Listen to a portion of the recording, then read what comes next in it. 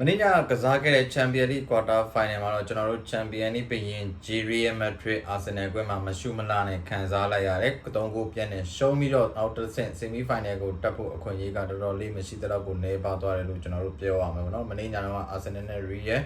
Emirates မှာကစားခဲ့တဲ့ဒီပွဲမှာဆိုလို့ရှိရင်2သင်းကသူတို့တက်နိုင်တဲ့လောက်ရှိတဲ့အကောင်းဆုံးလူစင်းကိုပွဲထုတ်ခဲ့တယ်။ဒါပေမဲ့တကယ်တမ်းပွဲကစားတဲ့အချိန်မှာ Arsenal ဒီ Real Madrid ထပ်ပို့ပြီးတော့ Real Madrid ထပ်ပို့ပြီးတော့အသာရခဲ့တယ်။ကို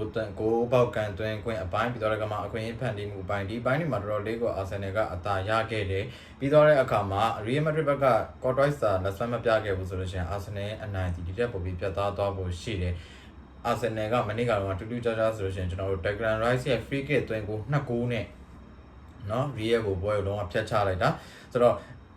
Rice Truck ကလည်းကျွန်တော်တို့ပြောရမယ်ဆိုလို့ရှိရင်သူ့ရဲ့ကစားသမားဘွားမှာဒီပွဲမှာတိုင်ခင်ဒီ free kick ကလည်း direct တစ်ခါမှဂိုးမသွင်းခဲ့ဘူးဒါပေမဲ့ဒီပွဲမှာသူဂိုးစားရခဲ့တယ် free kick ကနေ direct ကန်သွင်းပြီးတော့နောက်ပြီးတော့တဂိုးလည်းသွင်းခဲ့တာမဟုတ် free kick ကနေ2ဂိုးအထိသွင်းယူခဲ့ပြီးတော့တော်တော်လေးကို Arsenal ပရိသတ်တွေအတွက်ကော Rice အတွက်ကောတကယ်ကိုအမှတ်ရစရာပွဲကောင်းတစ်ပွဲဖြစ်ခဲ့တယ်ပြီးတော့တဲ့အခါမှာကျွန်တော်တို့ Merino ရဲ့ကန်ချက်ကလည်းတကယ်ကိုကောင်းတယ်ဒီအခွင့်အရေးကိုဖန်တီးပေးခဲ့တဲ့ scale လေးကလည်းဒီပွဲမှာတောက်လျှောက်ခြေစွမ်းပြခဲ့ပြီးတော့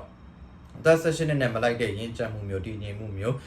ကောင်းမွန်တဲ့ခြေစွမ်းမျိုးတွေကိုကျွန်တော်တို့မြင်တွေ့ခဲ့ရတယ်ပေါ့နော်ဆိုတော့ Real Madrid ကတော့ဘာစိတ်တမှမရှိဘူးအသင်းလိုက်ကောတူးချင်းလိုက်ကောလုံးဝကိုပြတ်ပြားနေခဲ့ပြီးတော့ Arsenal ကသူတို့ရဲ့အင်ကွင်းမှာလုံးချင်တိုင်းလုပ်ခဲ့တယ်ပြီးသွားတဲ့အခါမှာနောက်တစ်ဆင့်ကိုတက်ဖို့အတွက်50%ဒါမှမဟုတ်လို့ရှိရင်80%လောက်ထိကိုတေချာတဲ့အရာလက်တစ်ခု3ဂိုးပြတ်ဆိုတဲ့အနိုင်3ဂိုးပြတ်အနိုင်ဆိုတဲ့ရလက်တစ်ခုကိုသူတို့အင်ကွင်းမှာရယူသွားနိုင်ခဲ့တယ်ဆိုတော့ဒုတိယကြော့ဘာနေဗျူးမှာတော့ဘာတွေဆက်ဖြစ်မလဲဆိုတော့ကျွန်တော်တို့စောင့်ကြည့်ဖို့ပဲကြံတော့တယ်ပေါ့နော်နောက်တစ်ပွဲကတော့ကျွန်တော်တို့ Bayern Munich နဲ့ Inter Milan Bayern Munich တင် Inter Milan ကိုအိမ်ကွင်းမှာ 1-2 နဲ့ရှုံးခဲ့တယ်